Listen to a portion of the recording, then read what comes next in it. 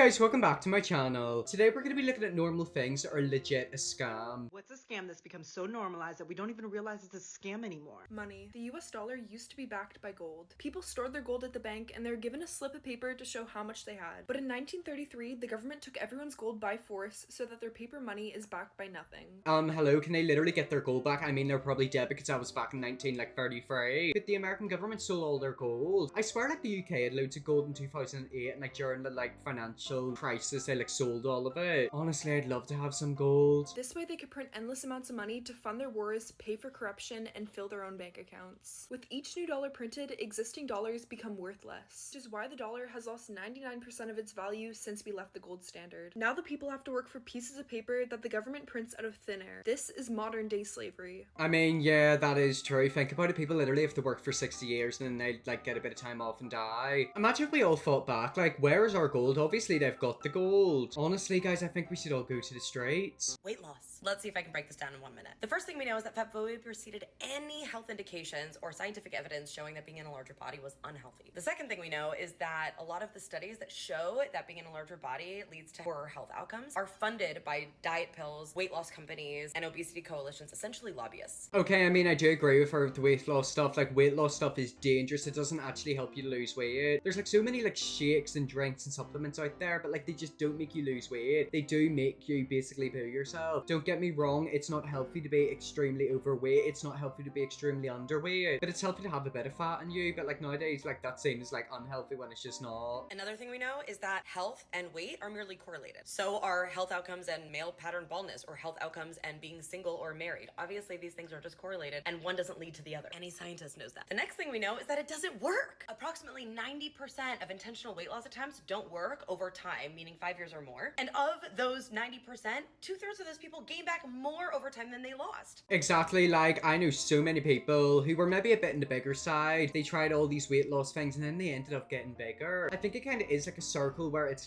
you try and then you just give up and then you try again and give up. I mean, think of it, if this stuff actually worked, everyone would be skinny. There wouldn't be bigger people, because if the weight loss stuff actually worked, people would use it just once and then them companies would go bankrupt. So it's rooted in fat phobia. It's not rooted in science. It doesn't work and they just want your money. Exactly, it's true. The weight loss company or industry makes so much money. It's quite sad, isn't it? Because I feel there's adverts everywhere to show skinny girls with really clear skin. It's kind of the skincare industry. Thinking about it now, all these industries are evil. Spanking. Spanking your kids and saying it's not abuse. Spanking your kids and saying it's not hitting. I mean, look, I've got a different opinion in this. For me, there's a difference between spanking and maybe giving them a small gentle slap. I know that sounds really bad. I don't agree with kids getting viciously slapped, but a wee flick like that, maybe behind the head or in the back of the leg. I won't lie, I used to always misbehave whenever I was younger, and then if I got a little flick at the back of the ear, I'd actually stop it and realize, oh god, I shouldn't do it. Spanking your kids and calling it discipline. Spanking your kids and then saying, I was spanked as a kid and I turned out fine. I mean, look, I can kind of see where she's coming from. It's not necessarily the best thing to do, but sometimes kids do need to get a little flick. I don't agree with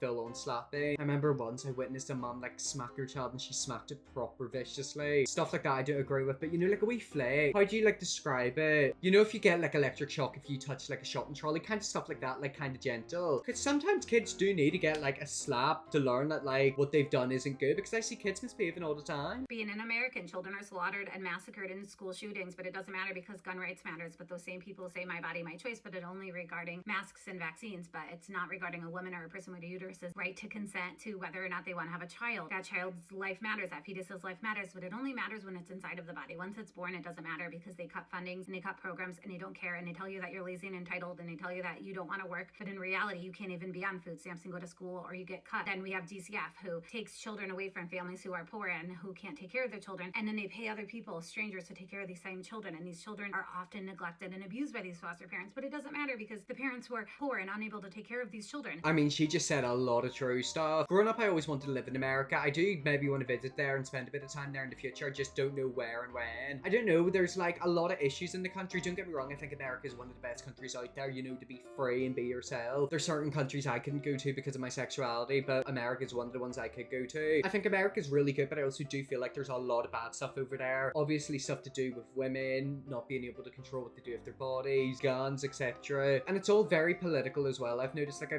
like the right and left really do not get along. I can understand why, because of like difference of opinions, but I feel like in the past few years, like they've really started to go at each other's necks, and like it's kind of got a bit like sad and like dangerous and scary. But I mean, even in America, like for healthcare, if you break a leg, you have to pay loads of money to get it fixed. In the UK, thank God, I've got the NHS. No one's gonna like to hear this, but crypto's a scam. Crypto has morphed into an investment. Exactly, like whenever I hear people talking about crypto, especially like these little kids, I just like turn it off. I hate it whenever I see influencers like promoting crypto, like, oh guys, invest in my crypto. It's like, no, if you invest in their crypto, you're literally not gonna get any money. I've got no issue with crypto, but what I've got an issue with is people saying spend all your money in my crypto, I'll make you loads of money, but then like you literally don't. I've also noticed recently that a lot of TikTok crypto accounts have popped up, and it's like these 18-year-olds who apparently are like multimillionaires from cryptocurrency, when in reality they're just scammers. This happens in every bull market in history. Markets go up, everyone gets excited. All of a sudden, everything gets thrown into the basket of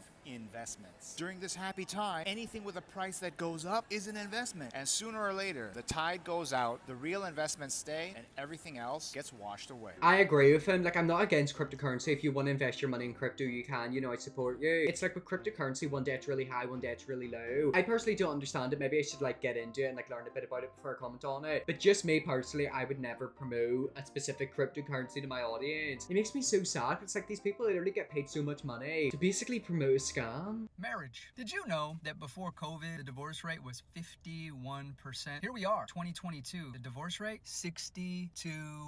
Oh my god, 62% of marriages literally fail or get like divorced. I knew like quite a few relationships didn't last. I was thinking maybe like 20% at the max, but 62%. I mean, them lockdowns must have really hit them couples hard. Who wants those odds? Your relationship isn't involved in the government. It's not involved in your family. It's not involved in your friends. That relationship is between you and the other person. And if you love them, if you want to be committed to them, you're gonna do it. A piece of paper and a marriage isn't gonna stop you from cheating. People do it all the time. If you're gonna stay committed, you're gonna stay committed. Why have the heartache and the stress of going through a governmental system, going to court, losing everything potentially? Exactly, like people don't even realize like with divorces it's quite scary. You can literally lose everything. I feel like marriage is so different nowadays. Like I feel like we always hear stories in like 1930s or 40s where like people met at the age of 16 and stayed together until they died. That doesn't really happen anymore, or like it does, but like we just don't hear about it as much. I don't know, it's just like marriage isn't really for me. I don't know. Maybe I will get married, maybe I won't. I just don't see myself possibly being in a relationship anytime soon. Marriage isn't the way it used to be. It's not about love. It's not about commitment. It's about a scam and